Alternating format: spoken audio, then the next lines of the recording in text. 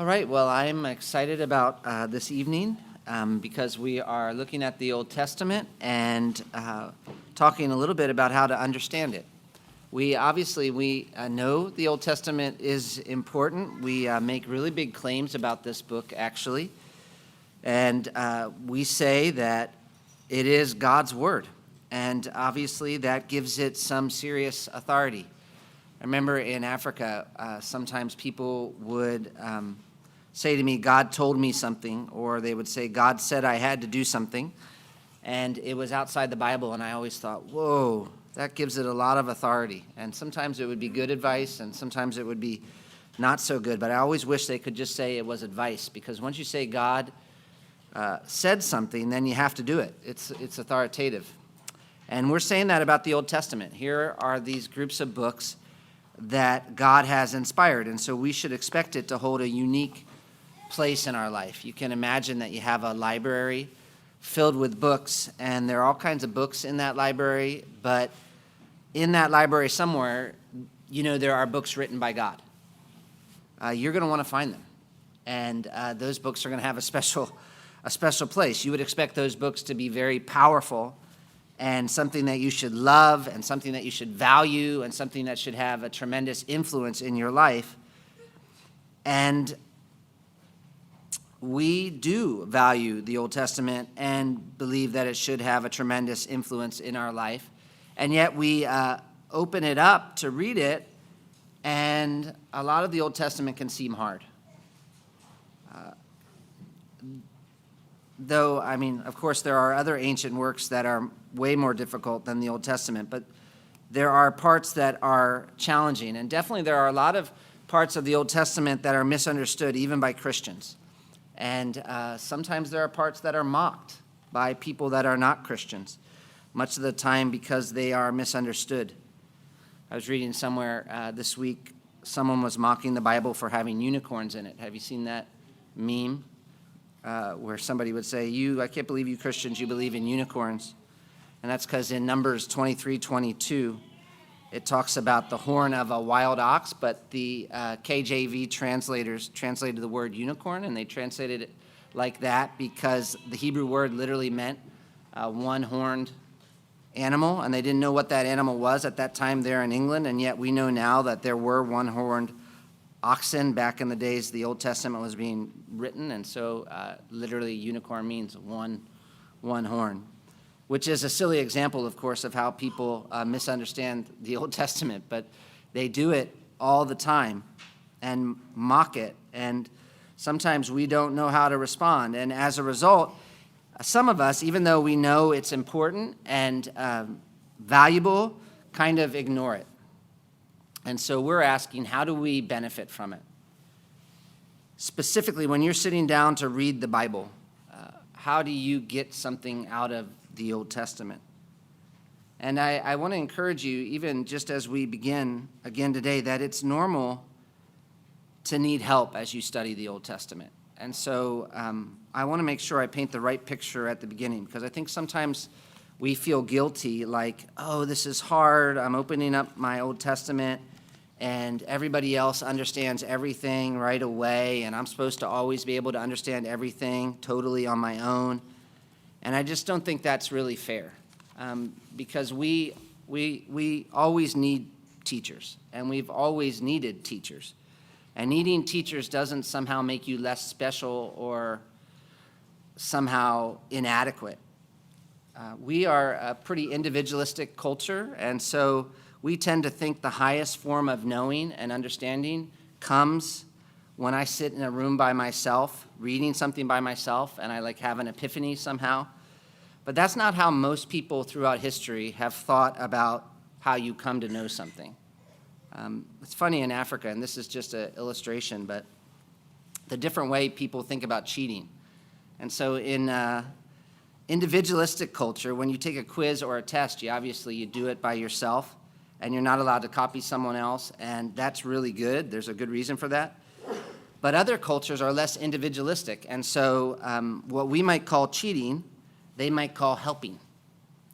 And for us, academics is more like basketball, so we're on a team together, but if I make a shot, I kind of get the glory, and maybe somebody gives me an assist, and I can look at them, but I do the interview by myself, and everybody understands that. But for others, it's more like rowing. And when you're rowing, obviously your contribution matters, but it's really all of you together working in sync that gets you across the finish line first. And if somebody's not able to row well, it really impacts you, and so you have to help them.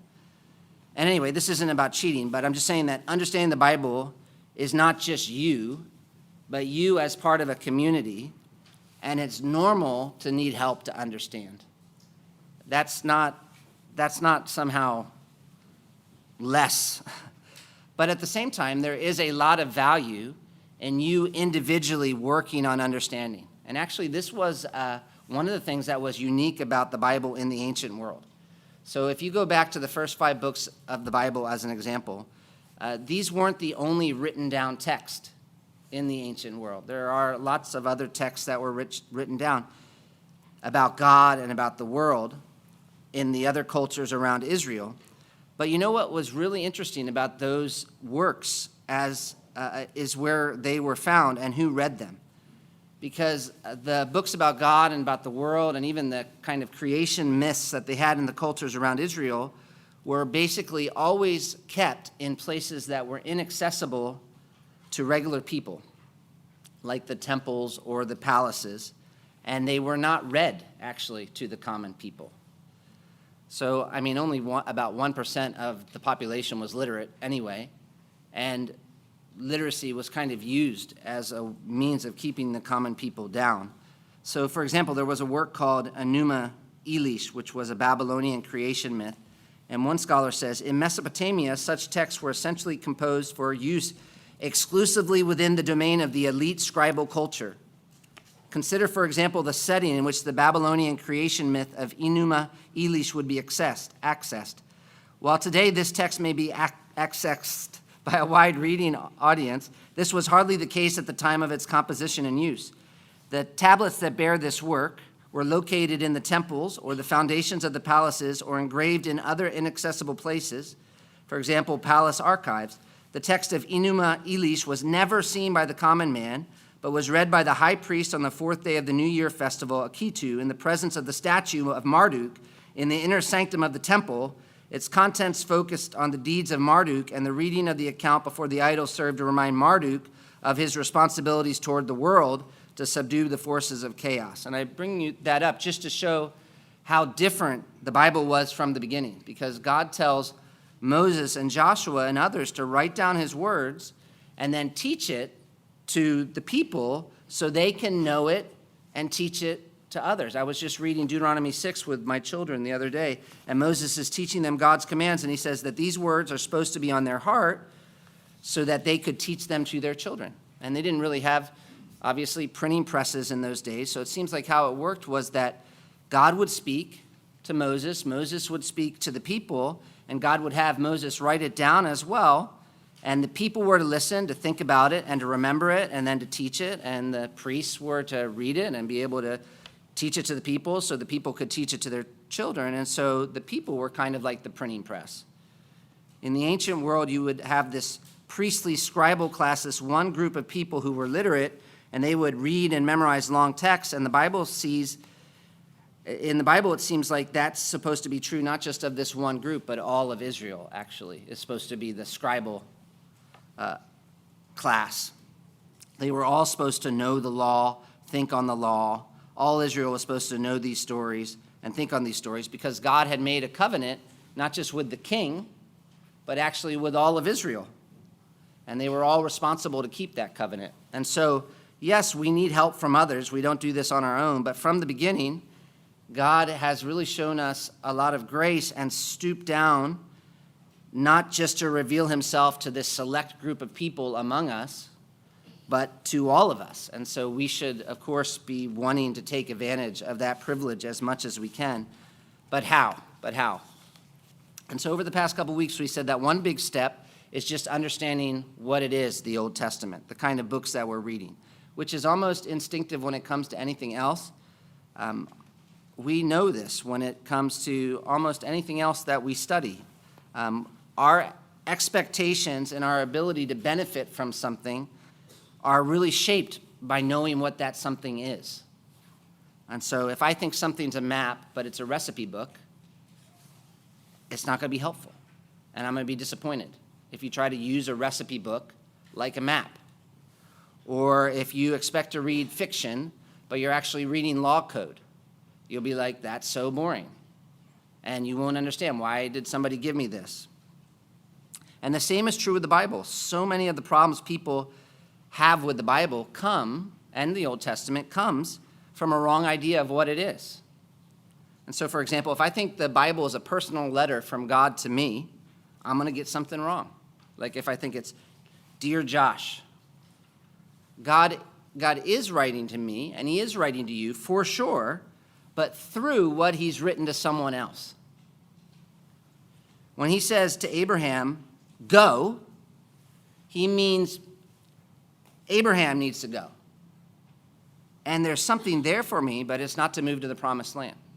This Sunday, this is something I think that's maybe funny for people as we're preaching through the Gospels, because it's a little different, I think, the way we're preaching through the Gospels. I was just listening today to somebody preach on Jesus feeding the 5,000, and the sermon title was How to Do the Impossible. And it was about how you can do the impossible. And that's reading the Gospels almost like a personal letter, and not understanding that to get the meaning for us, we first have to understand what it actually originally meant. What Luke was intending was definitely not to tell us how to turn bread, make bread to feed 5,000 people. And you're going to be disappointed if you think that's what's going on in the Bible. It's not Google search either, the Bible. You know, Google search, you just type in your question, and you get this long list of possible answers. And so we might come to the Bible like that and think, what do I do in a bad marriage? Type, type, type, type, type, type, type. But it doesn't quite work like that. It's got answers to that, but it's not like you can look up in a dictionary, M for marriage. Okay, here we go. There it is. Nice. No. And the Bible's not a motivational speaker or a devotional grab bag either. Some people are looking to the Bible first for inspiration or some emotional experience. And so they kind of open it up and they're just looking, what moves me? What moves me? And then they skip the parts that don't seem so inspirational. But again, while there's inspiration in there, the Bible is doing something bigger than that. And it's important to understand what, because if you don't understand what the Old Testament is, you're going to be frustrated. So like, if you need a map's amazing, and you're just so thankful for it. But if you think a map is inspirational or something else, you're going to be frustrated. So what is it? What is the Bible? I was thinking this week, one way the people who organized our Bibles tried to help us with that was just through what they called it. So they called it the Old Testament. And testament was a Greek translation of the word covenant. So Old Covenant, New Covenant. And covenant's not a word that we use anymore much, but it's basically a way this formal relationship between people is established and enjoyed. So like adoption or like marriage is a covenant. And God is entering into a relationship with people, and this set of books helps us understand how that relationship works and what that relationship is. And it does that in all kinds of different ways. It's got poems, it's got laws, it's got parables, it's got proverbs, it's got history. It's almost overwhelming, actually. And so we ask, how do we put all that together? What's going on there so I can understand this covenant? And we could talk about that for a while, and we actually have, but one way we can understand what's going on in the Old Testament is to look at the way the inspired writers of the New Testament thought about the Old Testament and how they organized it. And so we've done this, and we looked at Luke, and Luke is writing this story about Jesus, and he shows us Jesus preaching the Old Testament, and he summarizes what Jesus was preaching about as the kingdom of God. So Jesus is preaching the Old Testament, and he says it's about the kingdom of God. And then later at the end of Luke, Jesus is teaching the Old Testament to his apostles, and he summarizes it as being about himself, the Christ, the Messiah, and what God was going to do through him. So the Old Testament is about God's plan to establish his kingdom through the Messiah. If you understand that's what's going on in the Old Testament, it's really going to help you. It's a messianic book. It's to help you understand God's plan for establishing his kingdom through the Messiah. Paul, that's one summary. Paul also has a lot to say about the Old Testament. One of the places he does is 2 Timothy 3:14. And you remember he says that it is able to make us wise for salvation. So it's a set of books that helps us understand salvation and how to be part of that salvation. And then he says it's profitable for correction, for rebuke, for training in righteousness, that the man of God might be complete and equipped for every good work. So it teaches us how to be saved, and it gives us wisdom to know how to live. And so you'll find Paul. He go back to the Old Testament. He sees what's written there. He says, this is for you, so you can have hope. He goes back to the Old Testament, and he uses examples, and he says, this is how we should live. Or he uses the Old Testament for warnings. Don't be like this. And he uses the Old Testament to help us think through what to do. So there's a lot that's supposed to happen as we read the Old Testament. It may not be doing certain things. We might not always be able to open it and find, like, say this now. Do this now. We might not always open it and get this emotional experience right away, but there's a lot that's supposed to be happening. It's to help us understand what God's doing through Jesus, to help us know how to be wise in this world and to live in a way that honors God. But for that to happen, there are some obstacles that we have to overcome. And I'm trying to review pretty quick. But last week we said pride is a big obstacle we have to overcome. And I'm going to say this one again, like for the rest of my life. Because you know how they say hunger makes the best cook? Humility makes the best Bible reader. I need to come to the Old Testament knowing that I need to learn from God. And so when you're sitting down with the Bible, the person writing is your teacher. We are not equals. When I read a passage of the Bible, I'm not equal to the author. He is speaking, in this case, as a human. We're both made in the image of God, but he is inspired. He is speaking for God. And so he's right. I know in America we do more arguing with our teachers here, but this is you're arguing with an inspired teacher. So it's really wonderful, actually, because it's like you can come and you can know, even if you don't understand everything, even if you don't know how it all works out, your teacher's right. And so you need to figure out how he's right, not argue. But that takes work, obviously. And a second obstacle to benefiting from the Old Testament is impatience, because we bring to the Bible a lot of our own cultural assumptions. And one of the worst things about our culture is that we really assume that we know more than every other culture.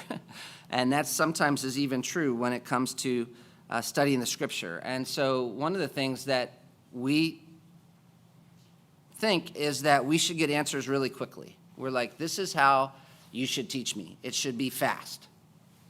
No, you are the learner. And you might want it quickly, but the Old Testament, your teacher, doesn't really work like that most of the time. Your teacher takes a lot longer to teach you than maybe you like it. And so last week we began trying to give you a basic approach. How do you do this? And again, you don't do it all at once. You don't just open it up and know everything you're supposed to know at once. There's a process to this. But you do need to know a direction. And so I gave you 4 questions to ask when you read the Old Testament. What does it say? What does it mean? How does it apply? And how can I change? And we spent a long time, the whole time really, on what does it say? Because it's so important. If I could give you one Bible reading superpower, it would be the ability to sit there for a long time and make observations. Like just look. And looking and observing takes a while. Especially, it's especially hard to do with passages that you're familiar with. Some of the hardest passages in the Bible to preach are passages that everybody thinks they know. So like this Sunday, Jesus feeding the 5,000. That's very hard for me to preach because I know I've almost got to help people understand that they don't know it as well as they think they know it so that they can know it. Just like me, it's really hard for me to study. On Monday, I'm like, oh man, Jesus feeding the 5,000, I know this one. And then by Tuesday, I'm like, I don't know that one. And now today, I'm like, how am I going to be able to preach that on? But hopefully by Sunday, we'll see. But Exodus chapter 2, verses 1 through 10, just an illustration of how to make observations, or just how there's much more there than we sometimes think. So I'm going to read Exodus 2, 1 to 10, and we're just going to do a little work at observing as an illustration here of what I mean when I talk about looking.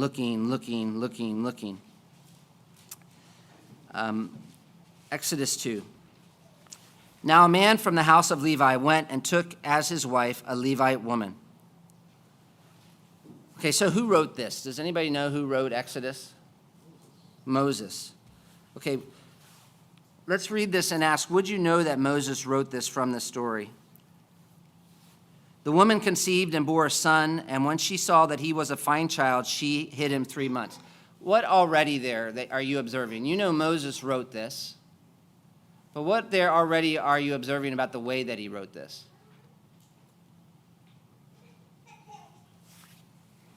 He, him, what does that tell you about the way Moses wrote this? He's not writing it first person, he's writing it third person. So what would be different about this if it was written first person narrative style?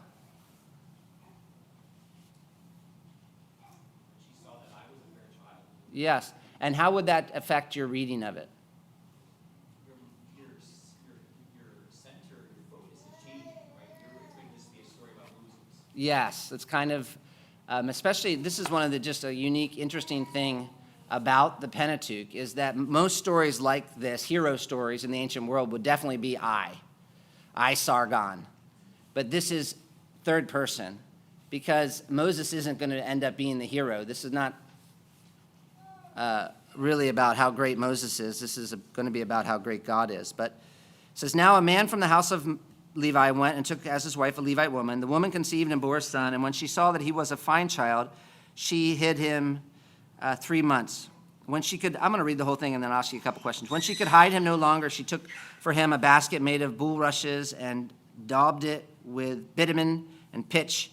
She put the child in it and placed it among the reeds by the riverbank. And his sister stood at a distance to know what would be done to him. Now the daughter of Pharaoh came down to bathe at the river while her young women walked beside the river. She saw the basket among the reeds and sent her servant woman, and she took it. Well, let's stop there just for a second. We'll finish this in a minute. But who's missing in those first few verses? And he's kind of missing in the rest of the verses there too, that you might expect in a book that's about God. Yeah, God. So how could you have written this if you were going to mention God? Even if you just look at verse 5. Now the daughter of Pharaoh came down to bathe at the river. How could you write that in a way that would talk about God? You could say, God sent the woman down to bathe at the river. So that's just like something you're observing that's interesting, is we're getting this story from down here on earth, the just sort of human perspective. What does he tell us about the mom and dad?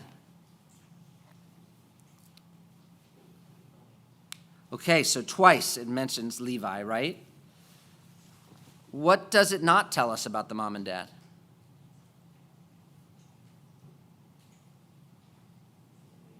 Their names, yeah. As we look at the story so far, which gender is really emphasized? Actually, not so much males. Females. The man's there, the dad's there for a second, Moses is there, but everybody else is women. What do you know from the previous story that makes this more dramatic? Anybody remember what happened in the previous story with Pharaoh? Yeah, so he's trying to kill all the firstborn. So as you think about this woman getting pregnant, that's normally a time of like a lot of excitement, right? And then she finds out that she has a son. What's happening to her? It's becoming a time of great fear, right? What happens in verse 2? She conceives, she bears a son. When she saw that he was a fine child, she hid him 3 months. So how much time it passes in that one verse? Well, like 12, I guess, from conception to to birth, however long. So that's a lot of time in just one verse. What does she do in verse 3? She realizes she can't hide him any longer. Maybe even before we do that, when in verse 2, she conceives. What does it say in verse 2 that's kind of interesting, that's kind of maybe funny? Yeah, it's like when she saw that he was a fine child, she decided, I better keep this one, right? That's the way it sounds almost. She hid him 3 months. That means beautiful, basically, attractive.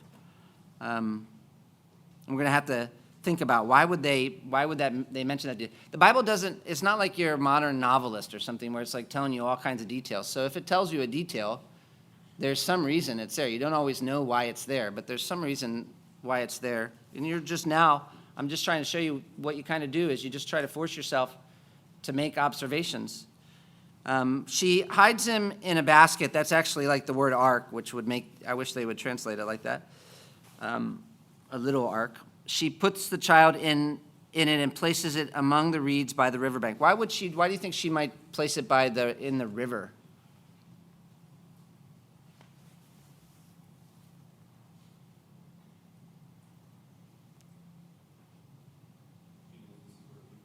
Yeah, the river's like the busy place in those days. That's where the source of water was, so everybody's down by the river. What does verse 4 do to the story? Why do you think the mom isn't there? Who's there in verse 4? Yeah, and who might you have expected to be there? I might expect the mom to be there. So that would make me think, I wonder why the mom isn't there. And now you don't know all the reasons. It doesn't always tell you, but you can think, I wonder if it's just too painful to put your baby in a little ark and worry about what's going to happen, or just the fear, I suppose, if somebody found it and sees this older lady there, they're going to assume it must be hers, especially if it's a Hebrew lady. But the girl, the sister, stands watching. Why is verse 5 an especially tense moment, and how does the author make it feel tense? Says, now the daughter of Pharaoh. So we don't know that she's good. And what do we know about Pharaoh so far? Yeah, he wants to kill the firstborn. So this seems like, if we were reading it for the first time or watching it happen, it seems like the worst person to come down to the water. And how does the author sort of slow down? So verse 2 was so fast. That was 12 months in one verse. How does verses 5 and 6 sort of slow it down? She saw the basket. She sent her servant woman. She took it. When she opened it, she saw the child. And behold, the baby was crying, and she took pity on him. So it's almost like he's just pausing this. If you were watching this like a movie, what's going on in this scene?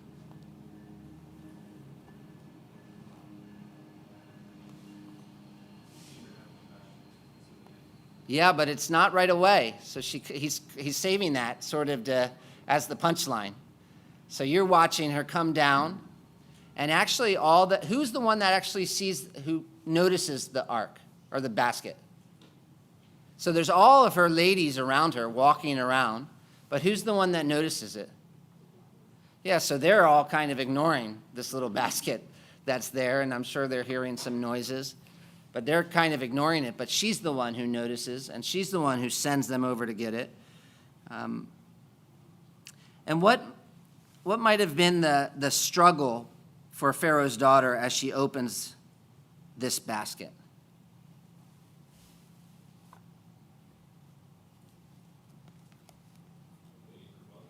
Not just obeying and also recognizing this is the most powerful man on the planet at that point, and I'm sure not a gentle fellow if he's performing genocide on Hebrew babies.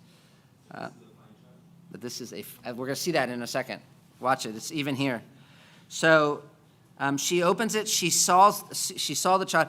I wish they didn't translate it like that either. It actually says she saw the boy. And so that I think that detail matters because we already know it's a baby. We know what's in there. When she opened it, we know what's in there. But it mentions she saw the boy. So it's like, oh, because the boys are the ones they're supposed to kill. And it talks about her seeing. And he's already told us that Moses' mom saw that he was a fine child. So she's seen a beautiful baby here. And what does it tell us next? She saw the basket among the reeds. Oh, no, she saw the child. And then how does he put it next? Well, almost. Before that, he does one other thing. And behold. So what's he doing there with that detail? Yeah, exactly. It's almost like if this were a movie, we're watching the whole scene there. Pharaoh's daughter goes over there. She opens the basket. But now where's the camera when he says, behold? Do we see Pharaoh's daughter anymore? No, it's like now she's out of the scene and we're just looking at the baby. We're like kind of just beholding the baby. So now our attention's there. And the baby is crying. And something happens in her, right? She takes pity on him. And she says, what does she say? This is one of the Hebrews' children. So what do you think's going on in her mind as she says that? Yeah. Right, yeah. You either have that or she's saying, oh boy, I got a decision to make. This is a Hebrew child. But she's taking pity, so it's more likely she's thinking, this is a baby that I need to save. And what happens next in verse 7? What do we learn about Moses' sister here? What's the picture?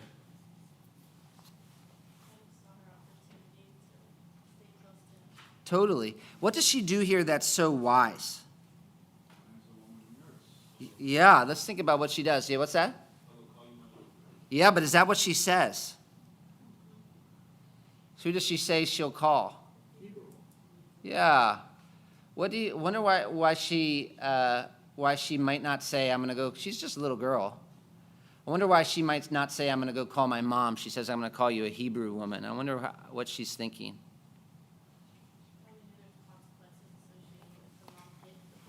Okay, that's possible. Maybe she's still being careful. Or maybe she's recognizing that Pharaoh's daughter is a powerful woman and wants this child for herself. Because she says, shall I go and call you a nurse from the Hebrew women to nurse the child for you? And what does Pharaoh's daughter say, and what does that tell us about what's happening? How do we see that she's kind of taken ownership of this child at this point?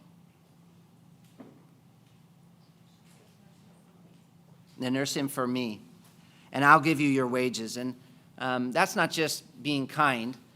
Obviously, that she's paying wages as a way of saying, like, I have expectations. This is, you can't steal this child from me. We're entering into a formal kind of relationship here. This child is mine, and I'll pay you something to take care of it for a while, but this child belongs to me. How do you think the mother must have felt when she heard from Miriam? What do you think were her emotions?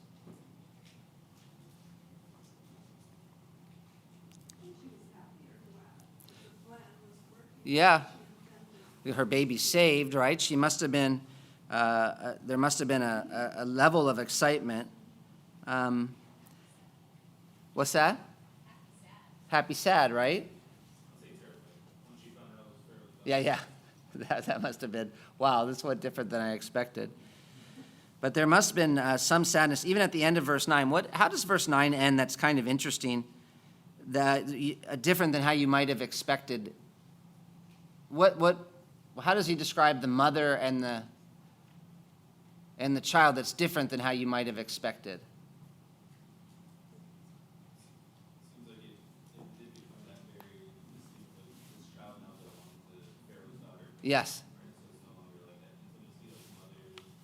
Yeah. Yeah, it says woman, child. Doesn't say mother, son. And maybe that's just hinting at the brutality of the Hebrew situation. I mean, we're excited to see that Moses is saved, but don't forget this is like a mother that's going to have to give her child up to some strange woman so that woman's father doesn't murder her child. It doesn't ever call Moses her son any longer here. And then what happens in verse 10? It just says, when the child grew up, she brought him to Pharaoh's daughter, and he became her son. She named him Moses because she said, I drew him out of the water. So Moses is a cool name because in Egyptian it means I drew him out of the water, but in Hebrew it means who's your daddy? And that will come up later. But we're seeing that Pharaoh's daughter has compassion here, but she's also clearly the one who's in charge. And one way this story indicates that is that it's Pharaoh's daughter who's speaking and Pharaoh's daughter who's naming Moses. You don't really hear Moses' mom ever speak. She's like, I drew him out of the water. I am the one who saved him. Anyway, there's more there. But the point of that is, we have to look and look and look and look. And while we might want quick answers and expect for everything in the Bible to be obvious, often it's not. And that's not a problem in the Bible. It's part of the design. It forces you to think and to meditate. And so when I sit down to have devotions in the morning, I recognize I only have so much time and I need something for that day. I need God to speak. But I also realize this is just part of a process that takes place over a long period of time. And so I might not always get a lot that day, actually. But part of the process is just reading and rereading and rereading and rereading and noticing and thinking. And slowly but surely, it's like I'm beginning to understand the Old Testament world and its values. And so it's more of a journey. But taking that journey requires at least having a little bit of a sense of how do you get the meaning from the text, because it's good to notice, but you also need to interpret. What does it say? What does it mean? And the Old Testament can be difficult to interpret. And one part that's especially difficult are passages like the ones we just read, narrative. So in the Old Testament, you basically have narrative, you have poetry, and you have prose discourse. And those are the three main kinds of writing in the Old Testament, and they all have their challenges. But I want to start with narrative. How do we understand and apply the stories we read in the Old Testament, also in the Gospels and Acts, but in the Old Testament primarily now? How do we understand and apply them? First of all, because they have a message. So when you read these stories, they are not just for entertainment. There's some of them that are very entertaining for sure, but they're not just there for entertainment. And they're not just there as a history lesson. They're not just there to tell you, okay, this is what it was like back in Egypt, or this is who the Hittites were. These men who wrote these books were prophets speaking for God. And they wanted to say something, and they wanted to do something in the people reading those stories. So they have a point. Narratives are intended to teach. When Moses wrote Genesis, he didn't write it just because he's like, you know what, I think Joseph was an interesting guy. And so I think it would really be fascinating to tell people about Joseph. No, he's using these stories to preach. And because it's not just Moses behind these stories, we know the stories are inspired. What he's trying to tell us is authoritative. And we need to know, how do I get that message? Because there's a lot of them. And we need to think about how to get that message, because we're not used to us. Most of us are not used to this way of teaching. We're used to certain genres for teaching. This happens really quickly to us as humans. I notice it with expository preaching. Sometimes people, they get so used to a genre that they don't even really think about what expository preaching is anymore. They think expository preaching is 3 points and a poem. And it's like, no, expository preaching is exposing you to the meaning of the Bible. That's the essence of expository preaching. And if you're exposed to the meaning of the Bible and you understand what the meaning of the text is and how to apply it, that's expository preaching, whether the guy tells you 3 points or not. A guy can tell you 3 points, read a text, and it not be expository preaching, because he didn't actually explain the meaning of that text. But it's just the way we work as humans. We get so used to a form that we think that's what we mistake the form for the essence. But we do that.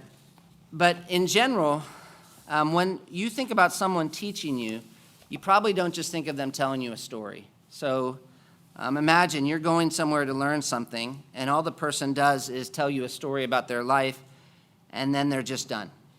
You would be like, what just happened? We don't think of that as teaching. Though I would argue that you have been taught a lot by just people telling you stories. I think you've probably been taught more about the world through stories than you have other ways, actually.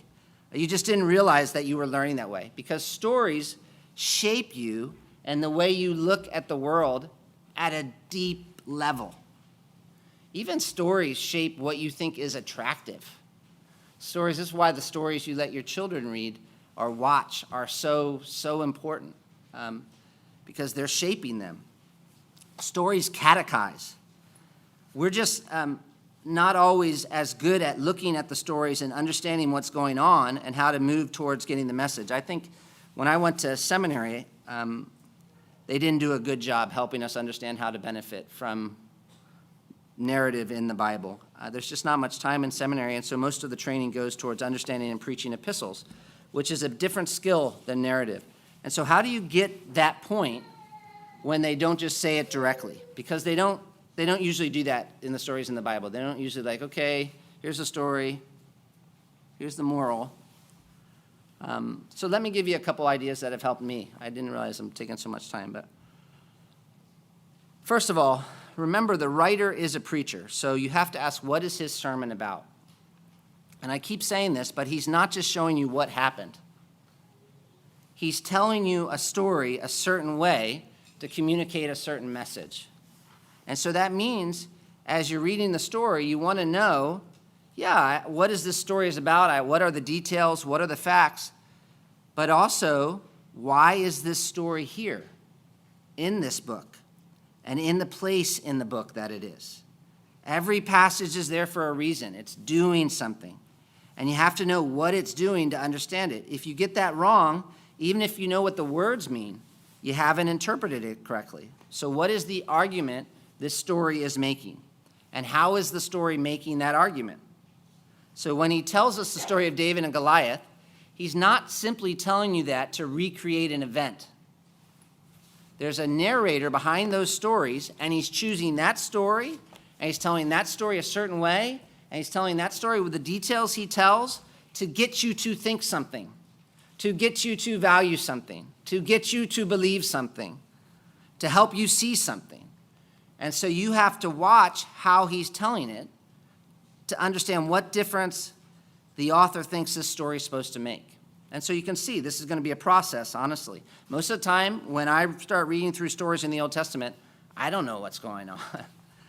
But that doesn't mean that you can't know what's going on. It just means you need to do a little work.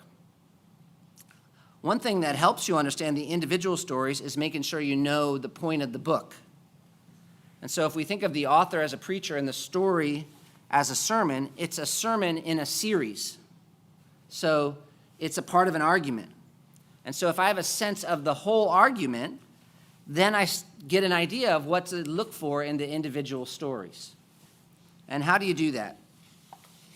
Well, you can get help. That's a quick way. And there are certain people who are better at this than others, explaining the big picture of the book. I gave you an illustration there from something called the Bible Project. This particular individual has a unique ability to summarize books of the Bible and their purposes. But I'm trying to find where I have it. Oh, here it is. Okay, so look down at this is what I'm talking about here. For those listening on the podcast, this is a poster that overviews Judges. So look down at that. Just looking at that, okay, what is he telling you is the theme of this book? Sort of, it says Israel's total failure, actually, right under Judges. So he's not simply, that's a good point, he's not simply wanting you to know that the judges were corrupt. He's wanting to show you that for a purpose. But here he's saying this book is describing the total failure of Israel.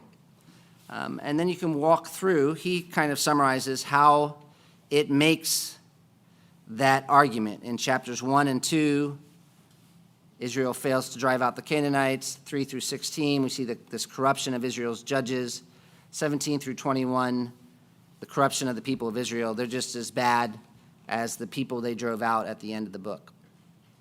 And so you even see at the top there, be warned, Israel becomes Canaanite.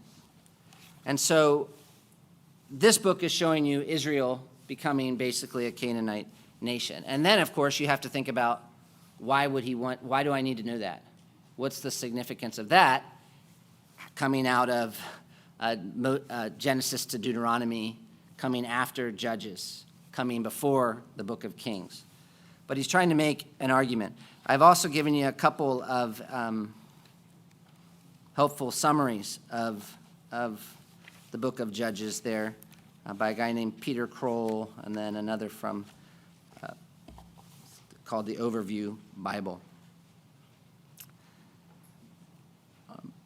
So you start, one of the things you do is you start by asking, what is this sermon series about? So if I'm looking at Judges, I realize, okay, God has kept all his promises to Israel. They're in the land. What are they going to do now? And what we see now is they become as bad as the people they kicked out. They totally fail to obey the covenant. Now, why is that significant?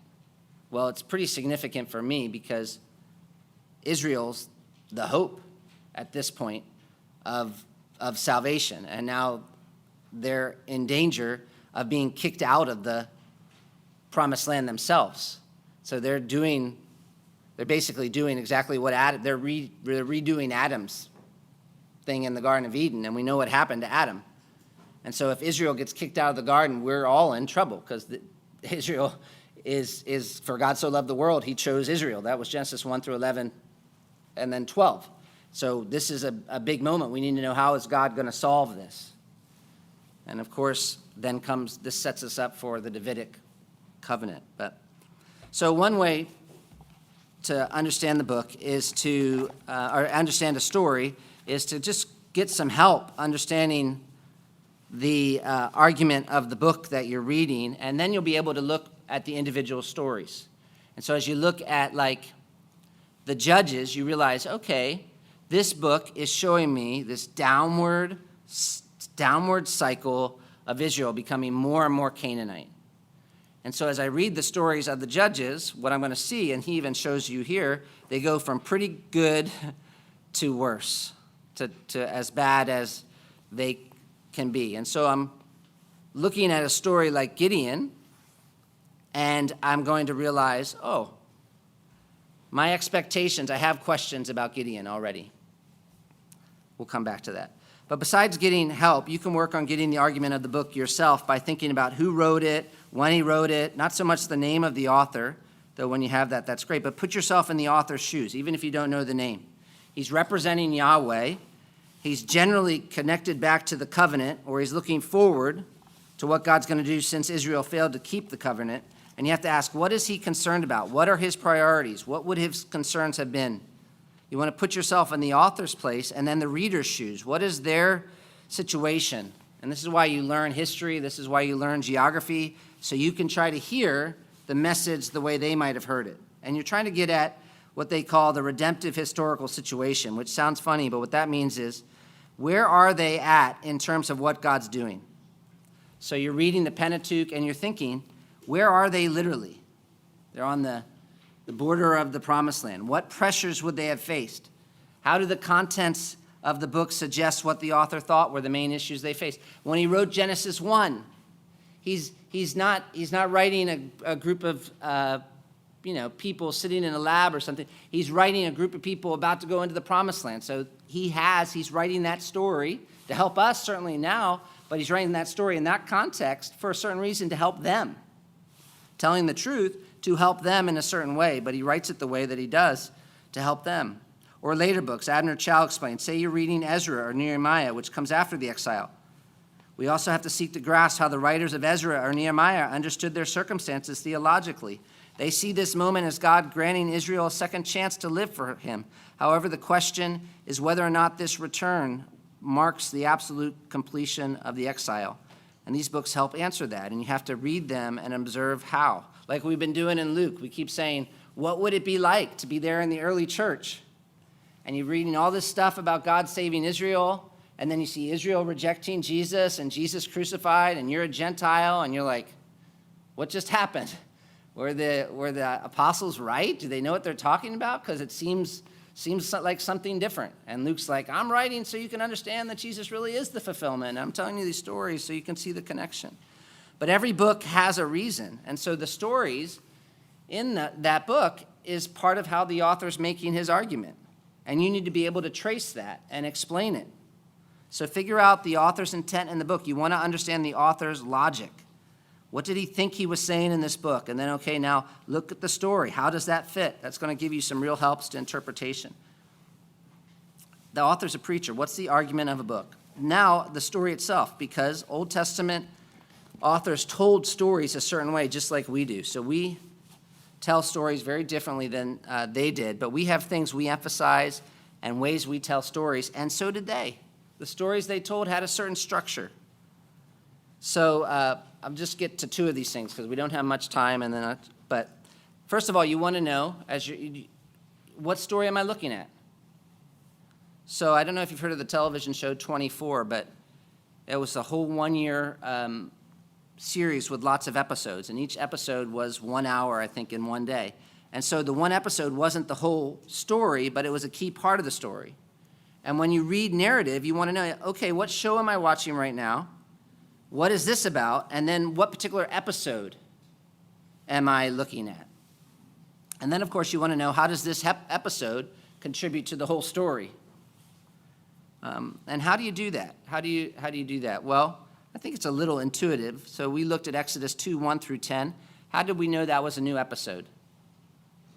Well, you could look at Exodus 1, 5, and you can just see how Moses does this. He says,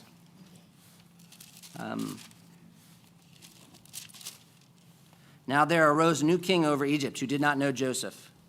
So he's sort of focusing our attention on this situation. Now, chapter 2, verse 1. Now a man from the house of Levi went and took as his wife a Levite woman.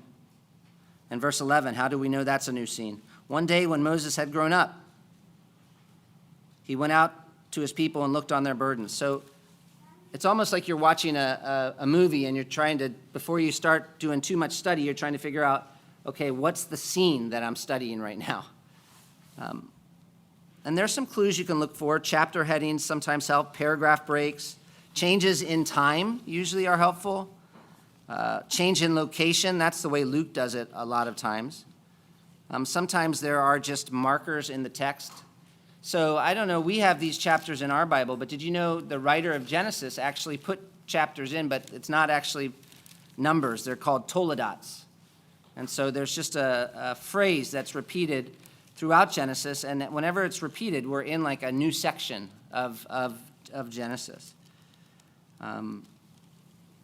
Or the story might be resolved and you move on to something new. So you mark off the scenes and you can write a short summary of what happened in each scene. Who's in it, what's going on, what's the scene basically about. And that's the part that's really important. You want to identify the scene and you want to think about the plot. What is the story about? And I'm just going to show you to end. I wish I could do more because I was going to talk about a little bit more, but I want to show you just a short video that talks about how to discover the plot of a story that you're reading. So people listening on the podcast, this is why you have to come. Just joking.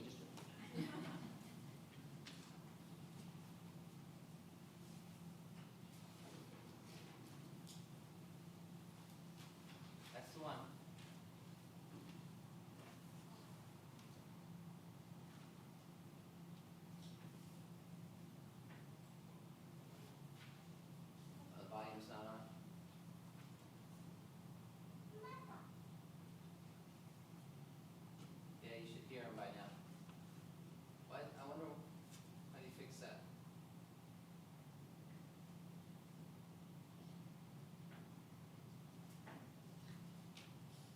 pause it, Adrian, because we'll have to go back to the beginning. Is there, does anybody else know how to do that?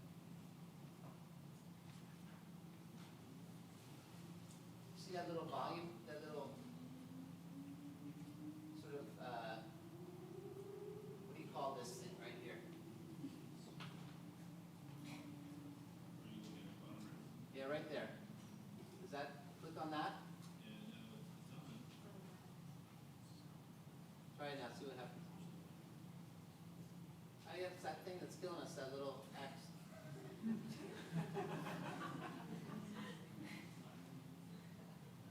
Oh man, I was trying to make this, podcast people are like, haha. That's what you get for saying that. Oh man, I was trying to make this all interesting for you by showing you a video, do something different.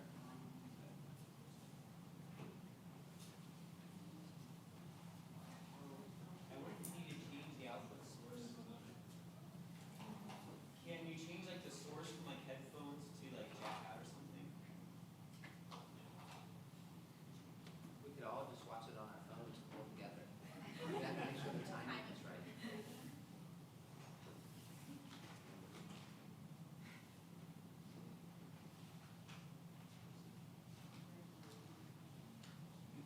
is sensibility. Yeah, Plot this thickens. better be good.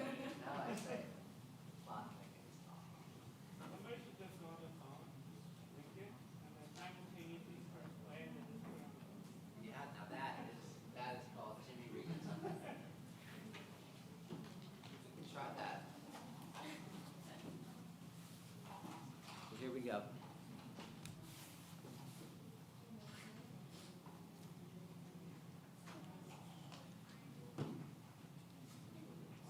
This is going to be, I'm going to go fast because I know everybody's got life to live here.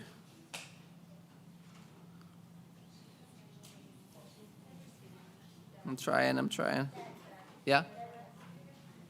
She's trying on another computer? Because I'm serious about Hyun's way.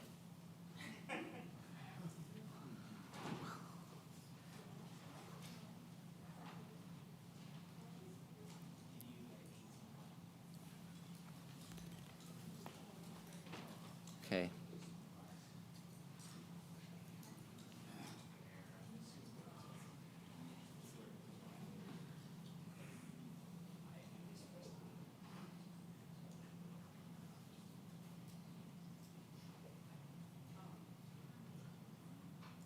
It's like the internet's not working that well.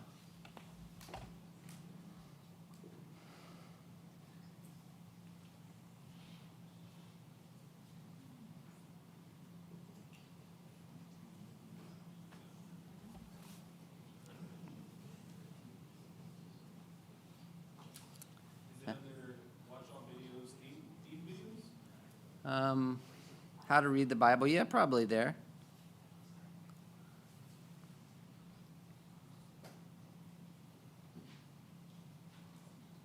I'm getting it on my phone so I can hold it there. Just see who does a.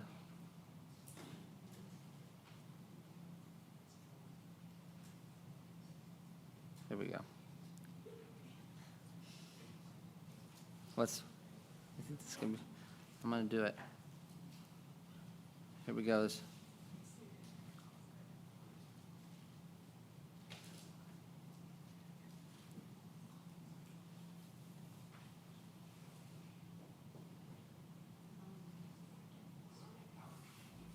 There we go. We're learning how to read different types of literature in the That's Bible. good. And we're going to start by talking about biblical narrative. Imagine video So, going. narratives, in their most basic form, have characters, innocent.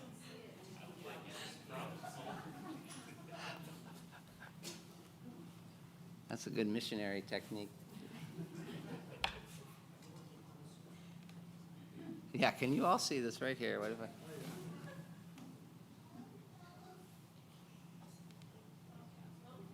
Yeah, there we go.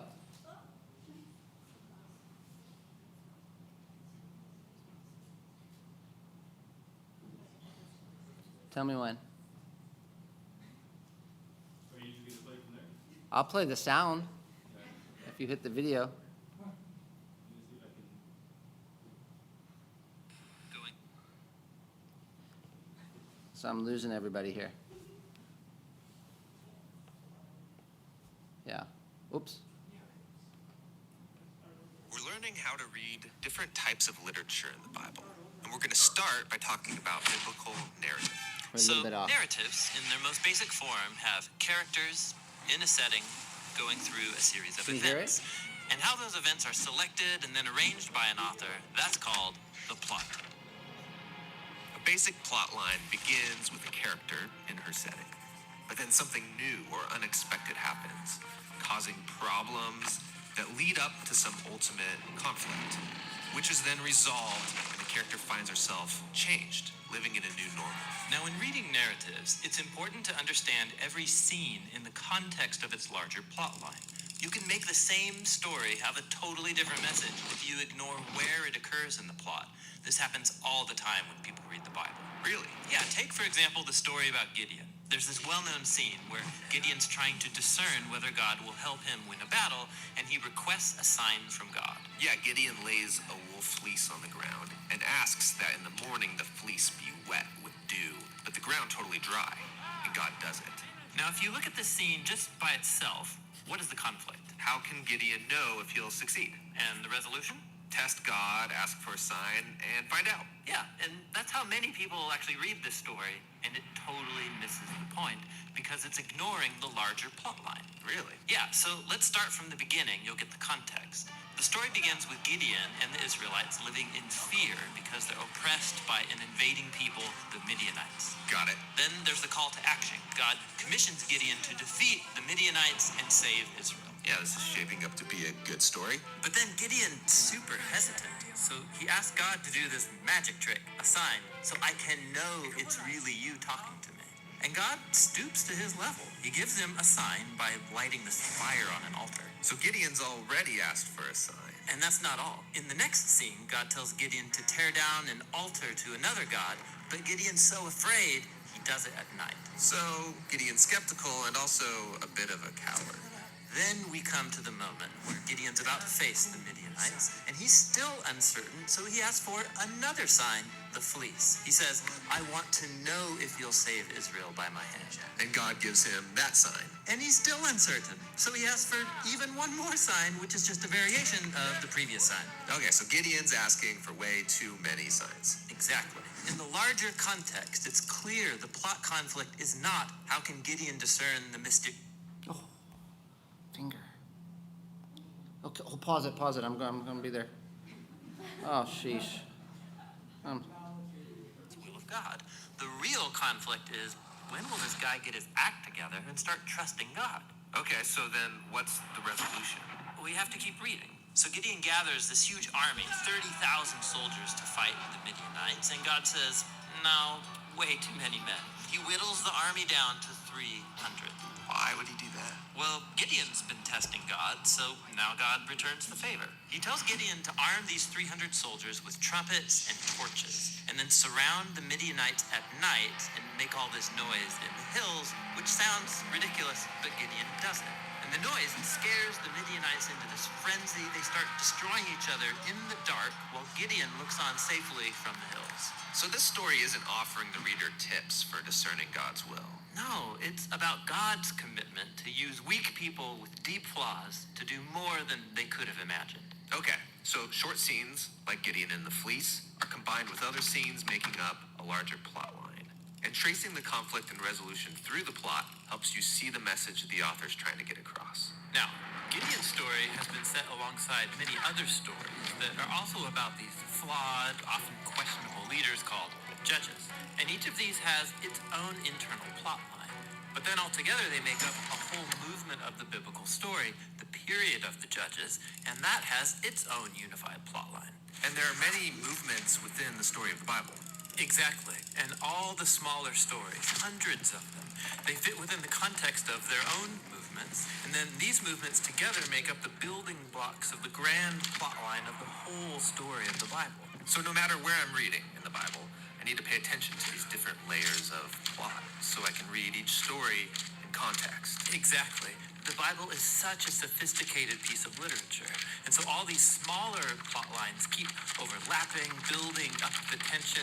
And when you back up, you can see how they've all been woven together into the unified story that leads to Jesus.